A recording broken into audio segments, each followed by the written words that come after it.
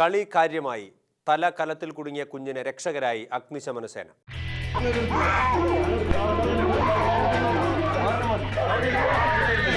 ഇന്ന് രാവിലെ വീട്ടിൽ കളിക്കുന്നതിനിടെയാണ് മൂലങ്കാവ് സ്വദേശി ഡാൻഡിയുടെ മകൻ 2.5 വയസ്സുകാരൻ എഡ്വിന്റെ തലയിൽ കലം കുടുങ്ങിയത്. കുട്ടിയുടെ കരച്ചിൽ കേട്ട് രക്ഷിതാക്കൾ എത്തിയപ്പോഴാണ് തലയിൽ കലം കുടുങ്ങിയ നിലയിൽ എഡ്വിനെ കാണുന്നത്. തുടർന്ന് വീട്ടുകാർ കലം ഊരിമാറ്റാൻ ശ്രമം നടത്തിയെങ്കിലും വിജയിച്ചില്ല.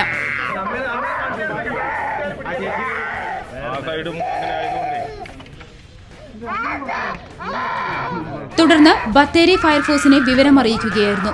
ഫയർഫോഴ്സ് എത്തി അരമണിക്കൂറോളം ശ്രമം നടത്തി കട്ടറും മറ്റും ഉപയോഗിച്ചാണ് കലം മുറിച്ച് തലയിൽ നിന്നും നീക്കം ചെയ്തത്. ഈ നേരമത്രയും രക്ഷിതാക്കളും അയൽവാസികളും ആശങ്കയുടെ മുൾമുനയിലായിരുന്നു. ബത്തേരി ഫയർ സ്റ്റേഷനിലെ leading fireman IP Paulose, OG Prabhakaran, Henry George എന്നിവരുടെ നേതൃത്വത്തിലുള്ള സംഘമാണ് രക്ഷാപ്രവർത്തനത്തിന് നേതൃത്വം നൽകിയത്. Shekinah news bureau, Wayanad.